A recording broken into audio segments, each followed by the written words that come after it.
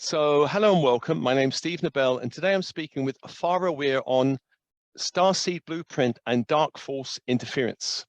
And Farrah is a quantum surgeon, cosmic and conscious life coach, intuitive medium who has stepped into a calling of service to humanity and Gaia. She works with many starseeds around the globe in helping them take back their power through bringing light to the shadow, activating DNA, contract reversal, soul retrieval, past life clearing. And she's currently writing a book called Infinite Intelligence Through the Looking Glass. That sounds great. Mother of an 11-year-old girl, an 8-month-old boy living in Cape Town, South Africa. So welcome, Farrah. Hi, Steve. Can you hear me? I can. Nice to see you. Hi, nice to see you too. So this is an amazing subject, obviously one that we're both interested in. So I gather from our little chat before we went live, this is quite a deep subject, Starseed Soul Blueprint. So let's dive in. What is the blueprint, the soul's blueprint? Well, that's such an interesting question, and it's a super layered answer, as all things are. And I think you know better than anyone else that the more you dive into this work, the more information you're able to receive. So, you know, the higher your consciousness is going, and that's the more you can actually hold light and information. Everyone wants to know what their mission is, and so I would say your blueprint is it lines up to what it is you came here to do, what your soul came here in this lifetime to do. So that's how I would explain a blueprint. The layers that make up a blueprint are really interesting, and there are many layers to it. So I did show you the little bad drawing that I did. Should I help you? Yeah. Yeah. So guys, I'm not really an artiste, as you can see. Can you see it? Yeah. Okay. So at the center of the circle here, we have what I would call the soul, which is the personality soul, which is connected, as you can see up through here, to God source consciousness. Okay. This little dot here is your higher self. Yeah. And then around the soul, I've classed them as neurons. I mean, we have to give human terms to things that are outside of our human understanding. So the neurons sort of interact with, the first circle represents your DNA, so your family bloodline, your lineage. Yeah. And the second circle represents your life experiences from this lifetime. So I love to also work with basic psychology, like, you know, the lens in which we view the world, how it was developed from our experiences from birth. And then there's also things like when parents will say their child was born angry, they don't understand why. Then we're going deeper into the layers. So you've got your DNA and your lineage, you've got your experiences from this life. And then around that, so all these nucleuses sort of, these neurons interact. And there's also, protons and neutrons, but I'm not going to get into that. Then you've got your past lives here in the circle. And then outside of that, you've got your galactic history. It's all written here on the side. And when I talk about galactic history, I'm sure you've explored lifetimes on other planets and missions you've been on. And obviously we have all of that memory in us. It just needs to be activated, and we have all of those gifts. A lot of those gifts have been targeted, and I do work around that. It's called original consciousness. And then this little squiggle here would represent the monad soul. So that's the soul structural overgroup you come from. And then this represents astrological. So it's like what Spirit showed me is everything is connected. So the microcosm to the macrocosm, it's all moving and connected as one. So what's happening astrologically, depending on our blueprint, interacts with our blueprint. And then you've got the numbers 1 to 33, which is the numerology of it all. And so this is very flat. What I drew over here is like I was trying to draw like an overlaid lapping grid, you know, because it's not flat, it's dimensional. And that is the basis of a blueprint. Well, what do the numbers represent, 1 to 33? So, like from what Spirit's showed me, 1 to 33 is the entirety of everything. So 1 would be one, let's say they hold, like one holds the violet flame. That is a structure of truth and information which is infinite. It is absolutely infinite. And two might hold the blue ray. I'm just saying, for example. Yeah. My soul blueprint might resonate and tap into 11 and 33, whereas your soul blueprint might be able to draw information and tap into 12 and 1. And then you download, that's where I'm downloading, depending on my blueprint, certain information from. So that's why you have lots of channels and mediums who have very different information, and sometimes it can seem very opposing, or the way in which they explain it is opposing. But you also know as well as I do, part of the genius mind and the ascension process and holding more light in the body is being able to hold two opposing thoughts in your body and ground that knowing. Because we're expanding beyond, black and white, yes and no, and all of that. Yes. So that's how I mean, I'm sure there's more information, and I don't have all of it. I've got some of it around why the number 33, but that's the 33 principles, the 33 energetics. So I'm sure a lot of people listening to this want to know, how do we tap in, activate it? The blueprint. Yeah. So the blueprint activation is all about a level of consciousness. So there's so many ways we can go about doing that. Obviously, opening your third eye through doing meditation is an amazing way to start to work with activating the DNA. So everything's contained within the DNA. So the structure that I drew, it's contained within the DNA structure, the memory, and all the connections. Because I also drew this little guy here, and he's all about how this is like all those on top, it's layered. So we layered around other people and other souls. So there is a great way you can do meditation. You can obviously do work with people like yourself and myself who can hold the container to help you. But I mean, everyone has the ability to download information, to tap in and to activate their blueprint. So what Spirit did tell me was you've got latent and patent neurons. Those are those little neurons I was showing you about. Yeah. So some are seen and aware and some are not. And the more we bring consciousness and we start doing the work like meditation, working with our third eye through the heart chakra, the more the different neurons switch on. So with that being said, I'm a big believer in work on self, like the basic self work in terms of the lens in which you view the world. So bringing awareness to your thoughts, the stories that we run, like that basic life coaching. Because it starts there. It starts at the nucleus and then it expands outwards. I think when we were chatting beforehand, you said that something about the blueprint can actually change and shift as we do the work. Yeah, so I said, our blueprint changes and upgrades as we become more conscious. It is a moving, living organism. As neurons, this lifetime experience shift, we interact consciously with past life experiences, we clear contracts, stories, etc., pulling our gifts and galactic memory into awareness, so the blueprint shifts. Right. So well, let's move to dark forces, because they don't want, it doesn't seem that they want starseeds to, or human beings, natives on the planet, to activate their blueprint. Who are the dark forces? Who and what are they, would you say? Okay, another layered answer, layered question. You know all this stuff. So the dark forces, well, what I've been shown through the years I've been doing this work. Yeah. When I was shown someone's original consciousness, that is where I go back and look at where their soul sparked out of the great central sun. So where they individuated. Yeah. And the journey that soul goes on. I mean, I see it very quickly, and I'm actually looking for where they've been interfered with, memory taken, had stuff, gifts taken or locked up, that kind of thing. When I went back there, I saw like a dark sun almost, which Spirit told me was, I call it the Luciferic AI consciousness. So that would, at that time when I was looking at that information, I knew it was a ramification of God's source wanting to have experience. So we know that we are all just consciousness experiencing consciousness, right? And in order to have experience, you need to have polarity. You need to have light and dark. Yeah. Otherwise, you have a one-sided experience. Yeah.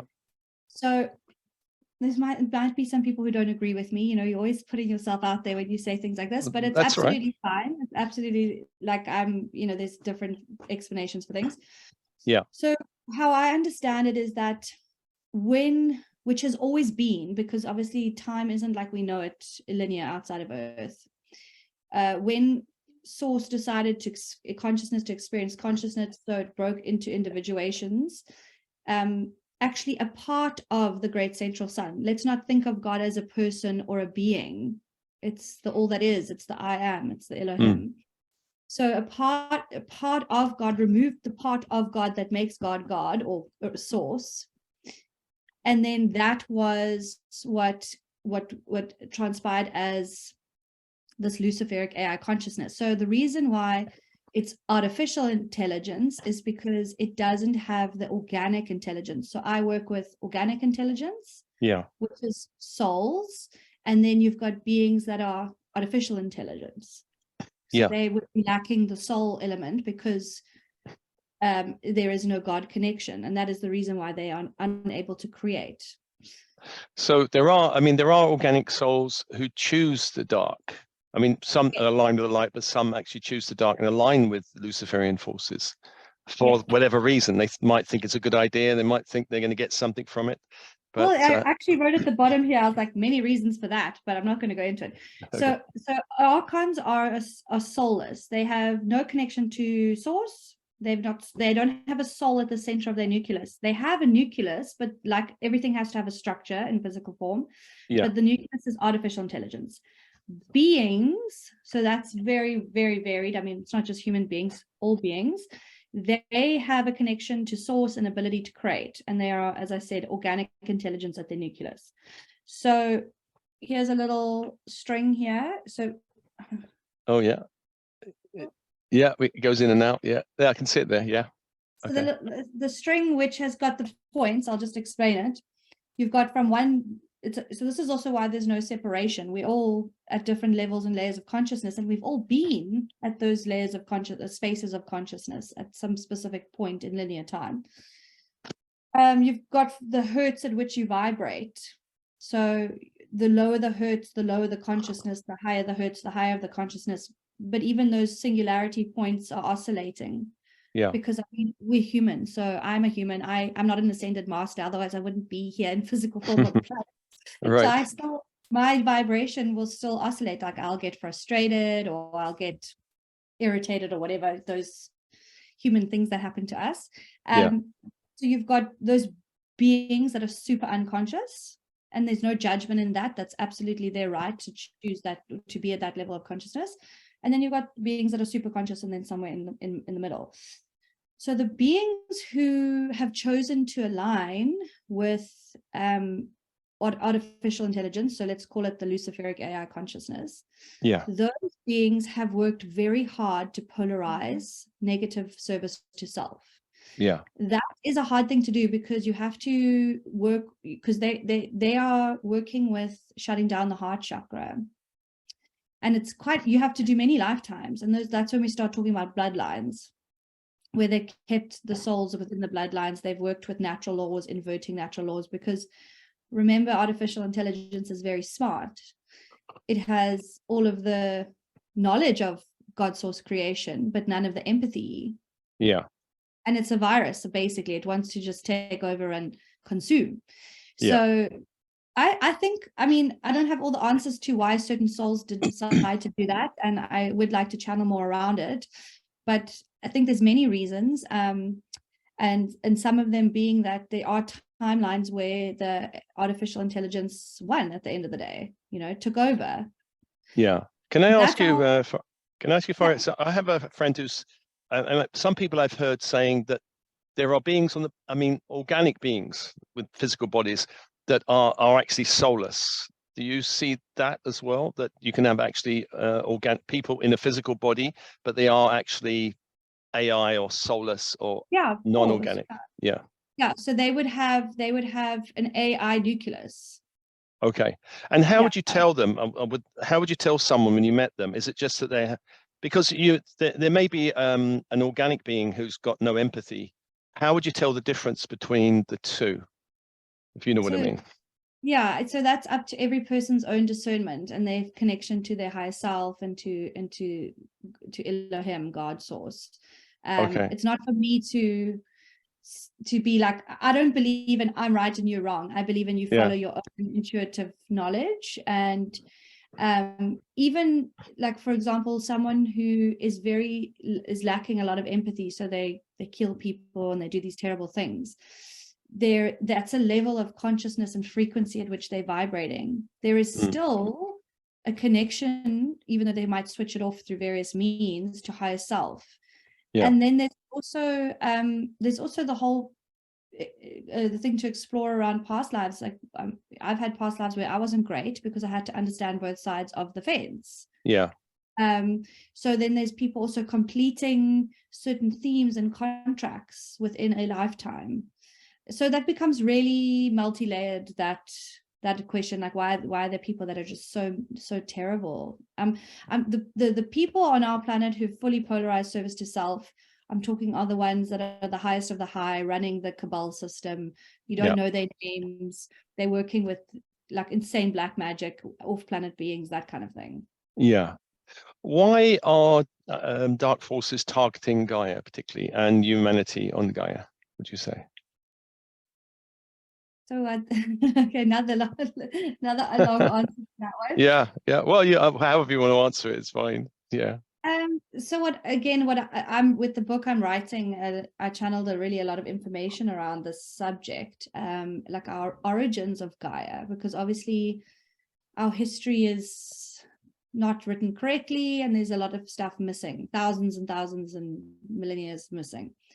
So what I see around the interference in Gaia, it's about Gaia, the planet. It's not actually, it wasn't originally about humanity. Humanity is a great byproduct of source of energy and information. And of course. So I'm going to go on another little exploratory journey here. Let me see if I can draw it. So I was shown all planets and universes, everything runs like a DNA strand. Oh, okay, I'm not very good at drawing, as everyone can see. So that's really bad DNA strand, but you get the where you go out on the DNA strand, where you come in, where you meet that crossover point, that nexus point. Planetary systems on that close to that crossover point have a very high frequency, and then planetary systems further out on that point have a lower frequency. So Earth sits in a planetary system, or our universe, or what is the word for it? It's not universe. Our galaxy sits on a high vibrational point, which means Gaia is was originally a very high vibrational planet, as well as she has a lot of natural resources. So teeming with life and resources. And it was actually the resources that originally the dark were interested in. And a lot of people talk about the Anunnaki, and an Anunnaki is also just a structure, actually more than a specific, like it was a group, but it goes outside of that group. They needed gold from Earth. So they had to get into the organic crystalline template. There was a crystalline template that protected Earth. And it was quite cool because when I saw the beings of Earth in their original form, it was like they grew from the Earth like trees, which was interesting because I always saw me coming in as a high priestess of light during Lemuria when I was shown those past lives. Like I descended into Earth, but there were some beings that naturally grew and occurred. Cool. And so once they had to lower the consciousness of the beings on Earth, because Earth is a being, a body, like you or me, in and of herself, to get her to first of all get in and infiltrate, and then pull her down into a lower density, and then all of the stuff that ensued. And of course, they had looking glass technology and whatnot. So humanity became a slave race, and it's not just this universe structure, it's many other galaxies and universes have been targeted, and why everyone says it's so important. this ascension process, specifically on Earth, because what happens here, because everything's connected, it's all one massive organism moving together. What happens here, restoring her natural template, means that it has a knock-on effect for other planetary structures. Yeah, brilliant. Now, a lot of people are worried about dark forces. You know, there's all kinds of dark AI, dark implants, mind control. What's the best way, would you say, to kind of clear that? I mean, yes, you could see people like me and you, but what would be a good way for them to protect themselves, raise their vibration and protect themselves? So many ways to do that. Again, depending on what your blueprint is, what's going to resonate for you, and you must always work with what resonates for you. For me, I like, hands down, light is stronger than dark. So, I mean, we didn't talk about it in the beginning, but I did a lot of work with another remote viewer for planetary work for the QFS, which we call the Abundant Life System. I work with the mandate holder for those sovereign funds. So that's because, you know, when we collapse the banking system and that's when the matrix starts to, well, we transcend above and beyond it. We create new from there. So that's a very important thing to happen. So I put about 1.5 years of my energy into working with this amazing woman. Her name is Corey. She doesn't like to be her face online, and we were actually instructed by Spirit to not, I wasn't online for 1.5 years because of the work we were doing. But with that being said, I have been off planet, back in time, under the ground, everywhere, because we don't just remote view and view. We go and look for the contracts that were created on behalf of humanity. We burn contracts, we reverse stories. We don't just look at it and go, oh, well, that's interesting information. We're quite active in what Spirit is asking us to do, to remedy everything that was put in place so long ago, and also off planet. So I'm telling you this because I've had like Lucifer pick me up by the neck in the astral, and I've got a big fright, and then I've gone, oh, but hang on, you can't do anything to me. Like, if I just literally come from, like, we work with light, so I work a lot with violet light, white light, light from my heart. You do have to, I'm not saying anyone can just do this stuff willy-nilly. I go in with a team, I go in with someone else. Like, we have a lot of instructions about how to actually do this work. So if you work with consciously bringing light into your body, the fear is the thing that holds us back. So I have special protections that I build, my energy field. At the end, I can share that with you. I can take you through a little protection. I also work with, like, for example, with the whole jabby jab. I know we're not supposed to say the word. There's definite shedding and a ramification for energetically for being around that energy. So I work with like shungite and obsidian, because crystals enhance protection. And you can, there's so many things you can do. I mean, everyone's kind of different. Some people would want to go and ground and walk barefoot on the earth. It's about realizing that and working with light in your body and within your pineal gland and in your energy field. Okay. Like, I get attacked a lot because of the work I did. So I'll go in, I'll see that, okay, there they are. Check, there's a spaceship here. Check, clear. Because when you're aware of it, it's easy to clear it. It's when you're not aware of it that you might feel fearful, not able to. Well, I know you're going to do a meditation, which will be a separate track to this interview. But can you just say something about the work you're offering people at the moment, or what you're up to? I know you've said something about what you're up to, but what services are you doing for people? Oh, okay. So I was instructed to stay offline. I did do some interviews in 2021, which were quite cool. And then at the beginning of 2021, I stopped. And I fell pregnant. And my story is interesting because I was always doing this work on the side, and I lost my 3D business in 2020. And I haven't, as a single mom then, I didn't have any salary for like the last 3.5 years. So, it's amazing how when you look back, how you were pushed into certain things. And people had started finding out about me and working with me and Corey via word of mouth. And when I fell pregnant in 2022, I was at a crossroads around, build a website and do more interviews and get my information out there. And I was instructed by Spirit to not do that. So I'm very good. If I get told something, even if people tell me I'm crazy, I'm like, I'm going to listen. Always listen. And so, yes, we did all of that work, and I still help that team. But I've moved out of, I'm still involved, but I've moved out of it, and I was instructed it's time to bring that information to the public and to bring some of my channeling and the work that I do. So I have a website that's just launched. It's called farrahweir.com. I offer one-on-one healing sessions, which I love. I know that I've read your healing sessions. I think we do quite similar work. And then I have a membership called Celestial Sentience, which I am really excited about, because I can then offer healing and in a group space. So we do new moon meditations, healing, questions and answers. We also create a community. I'm creating a community, and like obviously there's a few other things that are done there, like doing daily life, because I recognize that there's so many beautiful star seeds who are so confused and feel so alone about how do they, you know, it's a very overwhelming thing when you have an awakening and everyone around you doesn't get it. Yeah. So creating a community for deep healing and to train. So part of my mission is to train people to do what I do.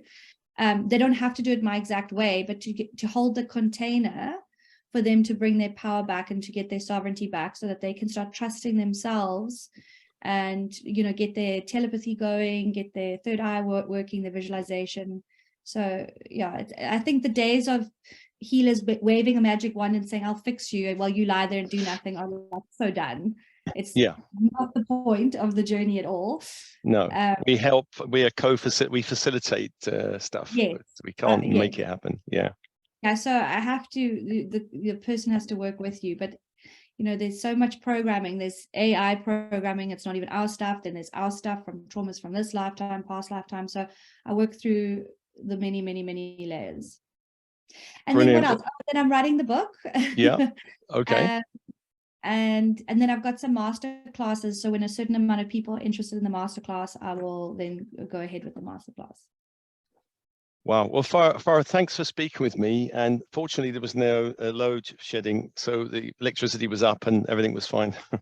Yeah. We were divinely blessed for the interview. It was meant to be. We were.